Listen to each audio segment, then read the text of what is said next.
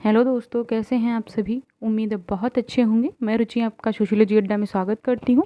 MCQ की series में हम लोग प्रैक्टिस सेट नंबर 7 पे अब हम लोग आ चुके हैं। तो अपना प्रैक्टिस सेट 7 करेंगे आज। बिना किसी देरी के चलते हैं अपने पहले प्रश्न की ओर। जिस किसी ने चैनल को सब्सक्राइब नहीं किया है प्लीज़ कर लीजिएगा। बाकी लाइक करिए, शेयर करिए, कमेंट करिए अगर अच्छा लगे तो। आज के प्रैक्टिस सेट में मैंने बहुत कोशिश की है कि मैं ऑप्शंस को बहुत अच्छे से करा पाऊँ। अगर आप लोग पूरा सॉल्व करेंगे पक्का आपको प्रॉफिट ज़रूर मिलेगा इस चीज़ का। तो पहला क्वेश्चन देख लेते हैं। पीछे मलाशय तथा सामने मूत्राशय के मध्य स्थित होता है। तो जो पीछे मलाशय होता है और सामने जो मूत्राशय होता है इसके बीच में कौन सा अंग स्थित होता है वो आपको बताना है। कैलिक्स, ब्रक, गर्भाशय और अपरा। तो जो पीछे मलाशय और सामने जो मूत्राशय होता है इसके मध्य स्थित होता है उदय गुहा। ठीक है, उदय गुहा में ही स्थित होता है गर्भाशय, जहाँ बच्चे का क्या होता है, पालन पोषण होता है, भ्रूण का पालन पोषण होता है। तो ऑप्शन सी आपका सही हो जाएगा। यहाँ गर्भाशय इज राइट आंसर। तो आगे बढ़ते हैं नेक्स्ट क्वेश्चन की ओर। शिशु के कपड़ों में यह गला आरामदायक होता है। कार्टर गला, गोल गला, बड़ा गला, चौकोर गला। तो जो गोल गला होता है वो आराम से फैल जाता है, तो इसलिए गोल गला होना चाहिए। तो ऑप्शन बी आपका सही हो जाएगा। आगे बढ़ते हैं नेक्स्ट क्वेश्चन पे। कोलेस्ट्रम बहुत अच्छा होता है क्योंकि इसमें बहुतायत में होता है। तो जो कोलेस्ट्रम होता है आपको पता है, माता जब बच्चे को जन्म देती है उसके 1 से 2 दिन, मतलब 2 से 3 दिन तक कोलेस्ट्रम आता है दूध स्तन से बाहर।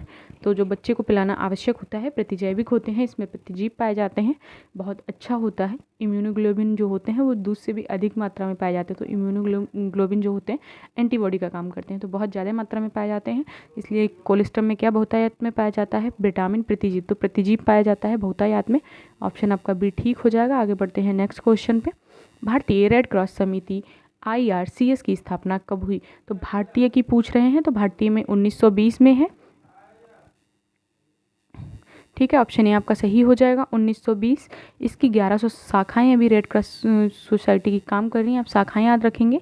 और 8 मई को रेड क्रॉस डे बनाया जाता है, आपको ये भी याद रखना है। ठीक है, 1920 में भारत में स्थापना हुई थी, आपको इस चीज़ याद रखनी है। आगे बढ़ते हैं नेक्स्ट क्वेश्चन पे। निम्न में से उच्च संवेग का क्या कारण है। तो उच्च संवेग का कारण बताना है शारीरिक, मानसिक, पारिवारिक, इनमें से सभी।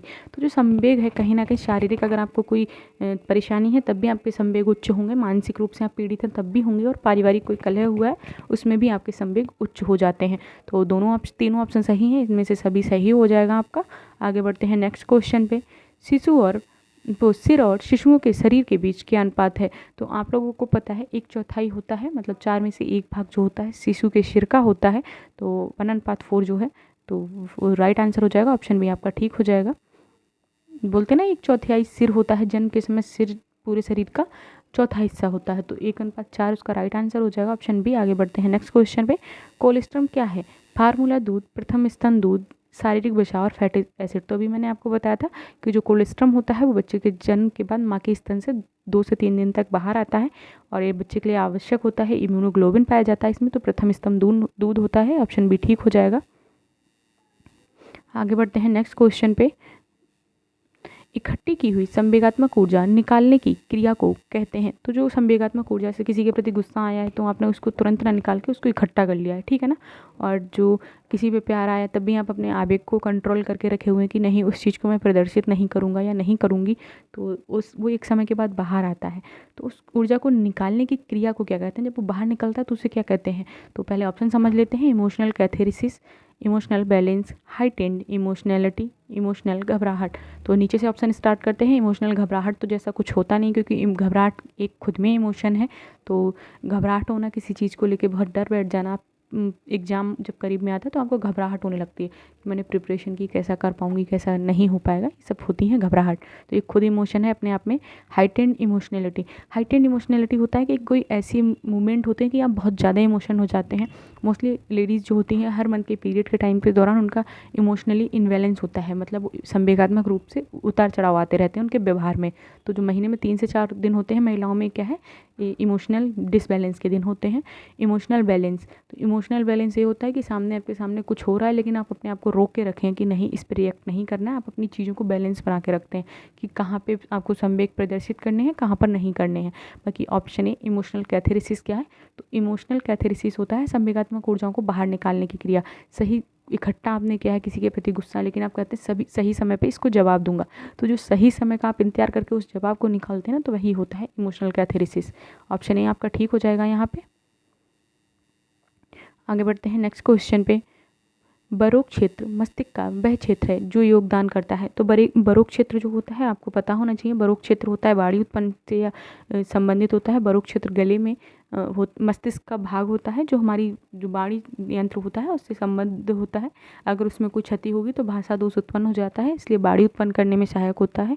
ऑप्शन बी आपका ठीक हो जाएगा। आगे बढ़ते हैं नेक्स्ट क्वेश्चन की ओर। यदि कोई कैंसर से पीड़ित है तो उसे दिखाना चाहिए। अगर कोई कैंसर का मरीज है उसको किसे दिखाना चाहिए? तो ऑस्टियोलॉजिस्ट, रोग का कारण विज्ञानी, अर्बुद विशेषज्ञ और मूत्र विज्ञानी। तो अर्बुद विशेषज्ञ राइट आंसर है इसका, लेकिन अगर आप हिंदी में थोड़ा है तो कन्फ्यूज़ हो जाएंगे। ऑन्कोलॉजिस्ट होता है, अगर कोई बोल देगा तो आप बहुत ईजिली पकड़ लेंगे। ऑन्कोलॉजिस्ट होता है कैंसर का विशेषज्ञ, और कैंसर का ट्रीटमेंट होता है रेडियोथेरेपी होता है, कीमोथेरेपी होता है, बाकी लेजर परीक्षण भी होता है। तो अर्बुद विशेषज्ञ राइट आंसर ऑप्शन सी हो जाएगा। आगे बढ़ते हैं नेक्स्ट क्वेश्चन की ओर हम लोग। निम्न में से कौन सी बीमारी वायु के माध्यम से नहीं फैलती है? तो आपको वो बीमारी बतानी है जो वायु के माध्यम से नहीं फैलती है। सामान्य जुकाम, आप पता है बैरल की तरह काम करता है, जब आप जुकाम किसी का कांटेक्ट में आते हो तो आपको भी हो जाता है। बाकी निमोनिया है, बिल्कुल सर्दी खांसी जो होता है निमोनिया के सिम्टम्स होते हैं, और तपेदिक रोग है वो भी है। तो कौन सा वायु के माध्यम से नहीं फैलता है? तो वायु के माध्यम से हैजा नहीं फैलता, हैजा दूषित जल से फैलता है, आप लोग को पता है। तो विब्रियो कॉलरी इसका वायरस है, ऑप्शन डी सही हो जाएगा। आगे बढ़ते हैं नेक्स्ट क्वेश्चन पे। मादा रोगाणु कोशिकाएं या अंडे किस में निर्मित होते हैं? तो अगर आपसे एग पूछा जाएगा, ठीक है ना, तो आपको पता होता है कि ओवरी में बनते हैं, लेकिन अगर आपसे ऐसे पूछ लिया जाएगा मादा रोगाणु कोशिकाएं, तो आप बहुत कंफ्यूज हो जाएंगे। फीमेल जर्म सेल इंग्लिश में। तो अंडा से ओवरी में बनते हैं अंडे। एग जो निर्मित होता है कहाँ होता है? तो अंडा से ओवरी में निर्मित होता है। तो ऑप्शन सी आपका सही हो जाएगा। आगे बढ़े नेक्स्ट क्वेश्चन की। भारत की जनसंख्या जननांकीय संक्रमण के किस अवस्था से गुजर रही है? तो जो भारत की जनसंख्या है वो कौन सी अवस्था से गुजर रही है? तो वो गुजर रही है तृतीय अवस्था से। अब आपको बता देते हैं तृतीय अवस्था में होता क्या है। तृतीय अवस्था में ये होता है कि जन्म दर भी निम्न होती है और मृत्यु दर भी निम्न होती है, ठीक है, दोनों में कमी आती है। जब जन्म दर कम होगी और मृत्यु दर भी कम होगी, लोग कम मरेंगे और कम ही पैदा होंगे, तो एक संतुलित अवस्था चलेगी। लेकिन अभी वर्तमान की बात है, तृतीय अवस्था वर्तमान की है, लेकिन जो जनसंख्या वृद्धि को अगर आप इससे रिलेट करेंगे तो जनसंख्या तो भाई एक इंसान है 60 से 70 साल जी रहा है, तो उसका जनसंख्या वृद्धि में 60 से 70 साल योगदान रहता है ना, तो उस चीज़ को नहीं आप रिलेट करेंगे, वर्तमान की बात करेंगे। तो थर्ड स्टेज है, तृतीय अवस्था है। आगे बढ़ते हैं नेक्स्ट क्वेश्चन की। विश्व में किस देश में महिलाओं की जीवन प्रत्याशा सर्वाधिक है? तो हांगकांग है। हांगकांग में महिलाओं की जीवन प्रत्याशा सर्वाधिक है, 87.8 वर्ष है। मतलब वहाँ की महिलाएं हैं औसतन 87.8 वर्ष जीती हैं, ठीक है ना, आप इसको याद रखेंगे। और जो पुरुष हैं वहाँ के वो 82 वर्ष जीते हैं। हांगकांग के पुरुष कितने वर्ष जीते हैं? तो 82 वर्ष लगभग में जीते हैं। आगे बढ़ते हैं नेक्स्ट क्वेश्चन पे। संविधान की कौन सी धारा आदिम कल्याण मंत्री की नियुक्ति से संबंधित है? तो संविधान की धारा बतानी है कि कौन सी धारा आदिम कल्याण मंत्री। तो जो कुछ आदिम जनजातियां पाई जाती हैं कुछ राज्यों में, तो वहाँ एक मंत्री का चुनाव के लिए संबंधित एक धारा बनाई गई कि वहाँ एक मंत्री ही चुना जाए जो जनजातियों के कल्याण के लिए कार्य करे, तो उसका नाम ही है आदिम कल्याण मंत्री। तो इसके लिए है धारा 164 है, ऑप्शन बी सही हो जाएगा, धारा 164, ठीक है। धारा 164 इसका राइट आंसर हो जाएगा। बाकी हम लोग और धाराएं भी समझ लेते हैं। 163 में है भारतीय न्याय व्यवस्था, धारा 163 में है भारतीय न्याय व्यवस्था, धारा 165 में है दंड प्रक्रिया, और धारा 166 में है लोक सेवक द्वारा किसी को क्षति पहुंचाने में विधि की अवज्ञा। मतलब जो लोक सेवक हैं किसी काम में है, जनता के हित में है, लेकिन वो विधि की अवज्ञा कर देते हैं, मतलब कानून की अवज्ञा कर देते हैं, तो उनके लिए दंड का प्रावधान है धारा 166 में, ठीक है। तो इसके लिए राइट आंसर हो जाएगा 164। आगे बढ़ते हैं नेक्स्ट क्वेश्चन पे। कौन सा अनुच्छेद अनुसूचित जनजाति के कल्याण को बढ़ावा देने के लिए और उसके लिए एक बेहतर प्रशासन प्रदान करने हेतु राज्य सरकारों को केंद्र सरकारों द्वारा विशेष राशि की स्वीकृति करने का प्रावधान करता है? तो इसमें बताया गया कि जनजाति कल्याण के लिए जो राज्य होता है केंद्र सरकारों के लिए विशेष राशि की स्वीकृति प्रदान करता है। कौन से अनुच्छेद में करता है आपको वो बताना है। तो ऑप्शन ए आर्टिकल 275 जो है वो राइट आंसर है आपका। आर्टिकल 275 में जो है राशि विशेष राशि का प्रावधान है राज्य सरकारों को केंद्र सरकारों द्वारा दी जाती है। बाकी और आर्टिकल समझ लेते हैं। तो आर्टिकल 325 जो ऑप्शन बी है, तो 325 में बोला गया है कि धर्म जाति लिंग के आधार पर मतदाता जो सूची होती है उसमें लोगों को शामिल करना, ठीक है ना। धर्म जाति लिंग के आधार पर किसी को मतदाता सूची में शामिल करना इसमें आ जाएगा। और जो आपका ऑप्शन सी है अनुच्छेद 164, इसमें होता है मंत्रियों के रूप में अन्य प्रावधान, मंत्रियों के लिए अन्य जो प्रावधान होते हैं वो अनुच्छेद 164 में होते हैं। आर्टिकल 335 मतलब अनुच्छेद 335 में होता है सेवाएं एवं पद जो होते हैं उनके लिए जो अनुसूचित जनजाति होती हैं उनके कल्याण के लिए संघ का प्रावधान जो केंद्र है उसके प्रावधान है अनुच्छेद 335 में है। बाकी राइट आंसर अनुच्छेद 275 ऑप्शन ए आपका सही हो जाता है। आगे बढ़ते हैं नेक्स्ट क्वेश्चन पे। और लिंग भूमिकाएं जैविक रूप से निर्धारित होने की बजाय सांस्कृतिक रूप से प्रभावित होती हैं। तो बिल्कुल ठीक है, लिंग जो भूमिकाएं हैं वो जैविक रूप से निर्धारित होती हैं लेकिन सांस्कृतिक रूप से कहीं ना कहीं उसका प्रभाव पड़ता है। क्यों? क्योंकि लोग लिंग को समाज से जोड़ के पढ़ते हैं। स्त्री महिला उसकी अलग भूमिका बना दी जबकि वो क्या है, एक जैविक रूप है। और तर्क दिया है लिंग की सांस्कृतिक संकल्पना मानव गुणता की पूरी सीमाओं को पुरुषत्व और नारीत्व के दो प्रतिकूल क्षेत्रों और उनके प्रतिकूल व्यवहार में विभाजित करती है। बिल्कुल जो लिंग है वो कहीं ना कहीं दोनों में डिवाइडेशन करने के लिए काफ़ी हो जाती है और लिंग ही डिवाइडेशन का कारण बनता है। तो ए और बी दोनों सत्य हैं। आर्य की सही व्याख्या भी करता है। ऑप्शन बी आपका ठीक हो जाएगा।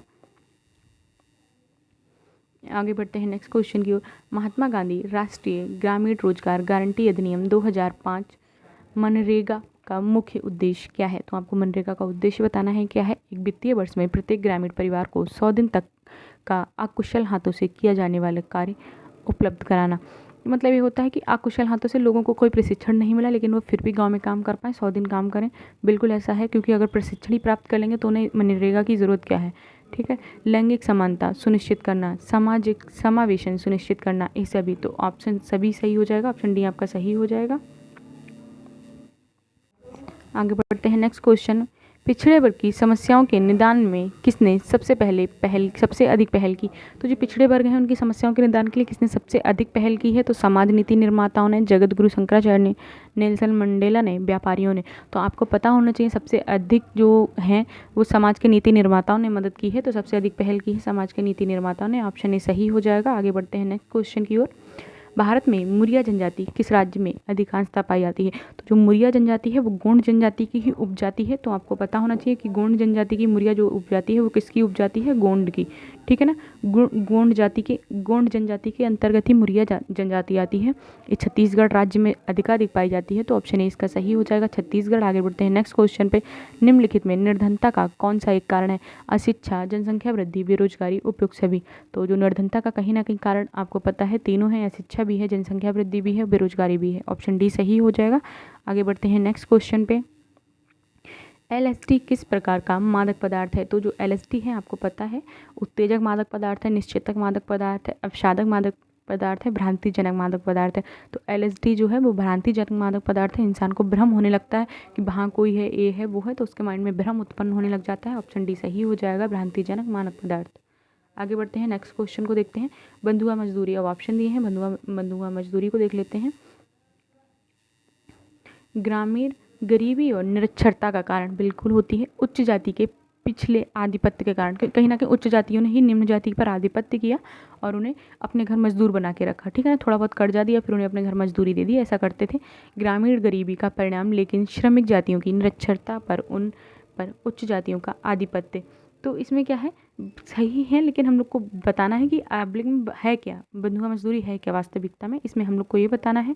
तो सी पढ़ लिया, डी है ग्रामीण गरीबी के कारण लेकिन निरक्षरता और निम्न जातियों पर उच्च जातियों का आधिपत्य। तो ऑप्शन डी आपका बिल्कुल सही हो जाता है। इसमें सभी विकल्प एक रूप से समान रूप में, तो ऑप्शन डी आपका सही है। इस क्वेश्चन के लिए हम लोग बिल्कुल सटीक आंसर क्या हो जाएगा, ऑप्शन डी हो जाएगा। आगे बढ़ते हैं नेक्स्ट क्वेश्चन पे। इंग्लैंड और वेल्स में अंतःपीढ़ी गतिशीलता का प्रथम मुख्य अध्ययन किसने किया? तो हम लोग को ये बताना है कि किसने किया है। इंग्लैंड और वेल्स में अंतःपीढ़ी संघर्ष मतलब खुद की पीढ़ियों में ही संघर्ष होना। अंतरपीढ़ी संघर्ष होता है पिता और पुत्र में, पिता और बाबा और पोते में संघर्ष होना अंतरपीढ़ी कहलाता है। लेकिन अंतःपीढ़ी मतलब अपने भाई बहनों में होना, पति पत्नी में जो होता है संघर्ष वो अंतःपीढ़ी संघर्ष है। लेकिन इसमें गतिशीलता की बात की है तो गतिशीलता की बात सोरोकिन करते हैं, लेकिन अंतःपीढ़ी गतिशीलता को किसने पढ़ा है? तो इसको हम लोग इंग्लैंड और वेल्स में किसने पढ़ा है? तो इसमें थॉमस बोटोमेर ने पढ़ा है। वैसे ही अंतःपीढ़ी गतिशीलता और संघर्ष एक ही जैसा है, लेकिन गतिशीलता का मतलब होता है पद का आदान प्रदान, ठीक है ना। गतिशीलता यहाँ पे होता है कि पद का आदान प्रदान। पिता मान लीजिए अध्यापक है तो पुत्र क्या है, क्या कहते हैं, वो बन जाए चपरासी बन जाए। तो कहीं ना कहीं गतिशीलता एक पीढ़ी से दो पीढ़ी में पिता टीचर है, बच्चा भी टीचर बन जाए, तो एक पीढ़ी से दूसरी पीढ़ी में गतिशीलता है। ठीक है ना। तो इसका राइट आंसर ऑप्शन सी हो जाएगा, बॉटम मोर। बाकी सामाजिक गतिशीलता, अंतःपीढ़ी गतिशीलता आपके में टॉपिक है नहीं। आज की क्लास हम लोग यहीं ख़त्म करते हैं, बाकी मिलेंगे नेक्स्ट क्लास में। ठीक है ना। बाकी की जो भी MCQ हैं वो मैं नेक्स्ट क्लास में आपको फिनिश कराती हूँ। थोड़ा शोर हो रहा है बैकग्राउंड, मैं समझ सकती हूँ आप लोग को दिक्कत होगी, इसलिए क्लास यहीं पे आज की ख़त्म करती हूँ। मिलेंगे नेक्स्ट क्लास में, तब तक के लिए tata bye bye, take care. और आज करीब मैंने 30 क्वेश्चन यहाँ पे अटैम्प्ट किए हैं, तो 30 आप लोग तब तक कर लीजिएगा। 30 या 25 में भी रहे होंगे तब तक, तो इतना सब तक कर लीजिएगा। बाकी नेक्स्ट क्लास में हम लोग मिलेंगे थ्योरी की क्लास में 3 बजे। जरूर ज्वाइन करिए, अच्छा लगे लाइक करिए, शेयर करिए, कमेंट करिए। Thank you, bye bye.